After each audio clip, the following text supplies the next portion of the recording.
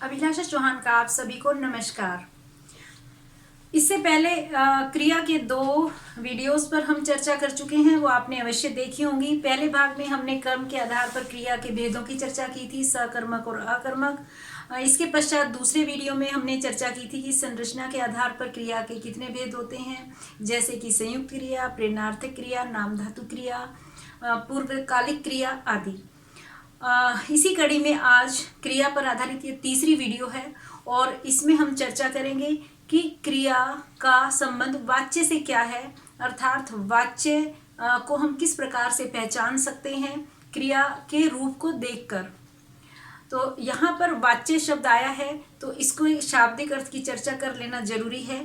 वाच्य का अर्थ है बोलना, अर्थात ये वाचन का विषय है कि किस प्रकार से बोला गया है कोई भी वाक्य या उसमें क्रिया को किस तरह से बोला गया है। यदि हम इसको परिभाषा की दृष्टि से देखें तो यह क्रिया का वह रूप है जिससे हमें ये पता लगता है कि क्रिया के लिंग और वचन का प्रयोग कर्ता के अनुसार किया गया है, कर्म के अनुसार किया गया है अथवा वाक्य के भाव के अनुसार किया गया है। उदाहरण देखिए, सचिन क्रिकेट खेलता है। यहाँ पर क्रिकेट खेलना कर्ता सचिन है और क्रियापद का प्रयोग कर्ता के अनुसार किया गया है। कर्ता एक वचन है, कर्ता पुल्लिंग है, इसलिए क्रिया का रूप है खेलता है। दूसरे वाक्य में सचिन से क्रिकेट खेला जाता है। अब यहाँ पर क्रियापद का रूप सचिन के अनुसार नहीं है बल्कि क्रिकेट के अनुसार है, क्रिकेट खेला जाता है।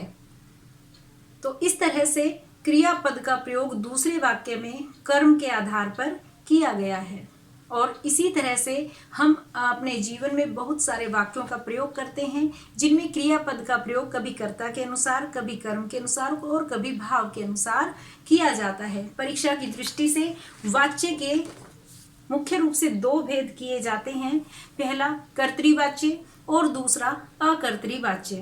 कर्तृवाच्य में क्रिया का प्रयोग कर्ता के लिंग और वचन के अनुसार किया जाता है।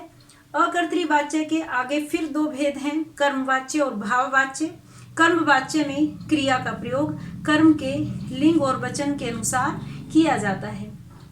भाववाच्य में क्रिया का प्रयोग भाव के अनुसार किया जाता है। इसको और अधिक स्पष्ट रूप से समझने के लिए आइए देखते हैं कि हम कर्तृवाच्य में किस तरह से किन बातों का ध्यान रख के उसको अच्छे से पहचान सकते हैं या उनकी संरचना में परिवर्तन कर सकते हैं। पहली बात जो कि हमें मुख्य रूप से जान लेनी चाहिए कि जिस वाक्य में क्रिया का मुख्य विषय कर्ता होता है वहाँ कर्तृवाच्य होता है, अर्थात क्रिया के लिंग एवं वचन कर्ता के अनुसार होते हैं। दूसरी बात कि कर्तृवाच्य में सकर्मक एवं अकर्मक दोनों प्रकार की क्रियाओं का प्रयोग किया जाता है। तीसरी बात जो बहुत ही ध्यान रखने योग्य है कि कर्तृवाच्य में हमें सकारात्मक वाक्य भी देखने को मिलते हैं, नकारात्मक भी, प्रश्नवाचक भी, आदेशात्मक, इस प्रकार के सभी वाक्य हमें देखने को मिलते हैं। अब उदाहरण देखिए, छात्र ऑनलाइन कक्षाओं में सभी विषय पढ़ते हैं।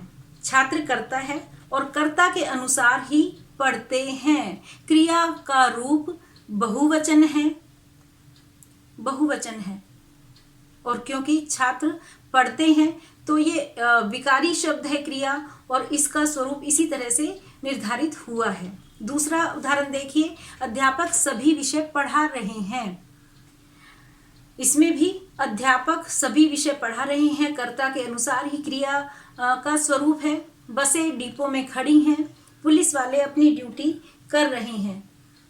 घर के भीतर रहो, क्या हम घर में लूडो खेल सकते हैं? कृपया दरवाजा बंद कर दो, हम समाचार पत्र नहीं ले रहे, बच्चा रोता है।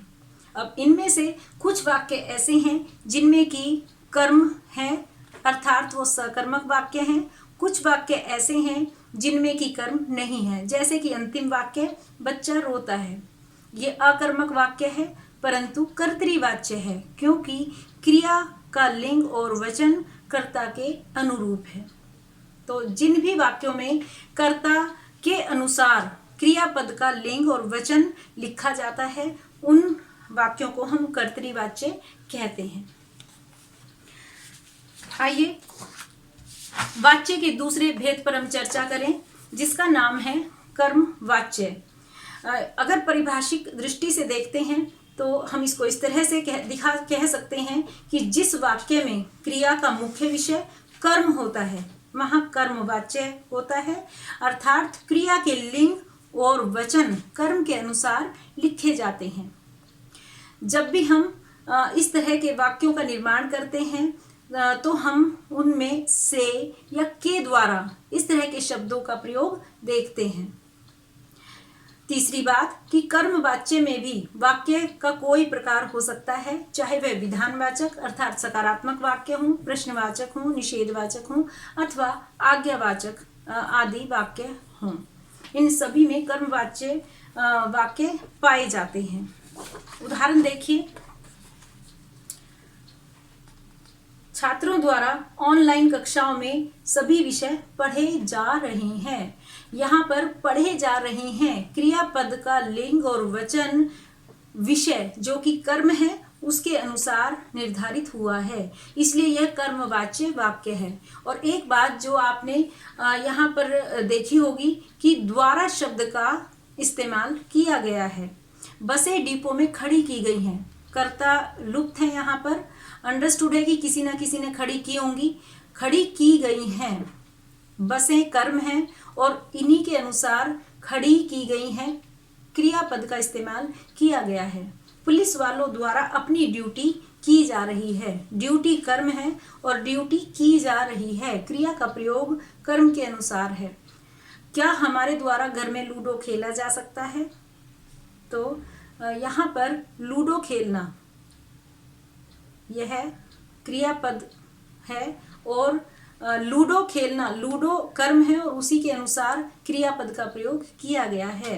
अगले वाक्य में कृपया दरवाजा बंद कर दिया जाए, दरवाजा कर्म है और बंद कर दिया जाए क्रियापद है, कर्म के अनुसार क्रियापद का प्रयोग है, इसलिए यहाँ पर कर्मवाच्य है। इसी तरह से आगे हमारे द्वारा समाचार पत्र नहीं लिया जा रहा, बच्चे से रोया जाता है। अब इन कुछ वाक्यों में हम देख पा रहे होंगे कि कर्म विलुप्त है, जहाँ पर कर्म नहीं है और केवल जैसे बच्चे से रोया जाता है कर्ता और क्रिया है, इसलिए यहाँ पर ये इसके भाव के अनुसार परिवर्तन किया गया है, जो कि हमारा वाच्य का तीसरा भेद है, भाववाच्य।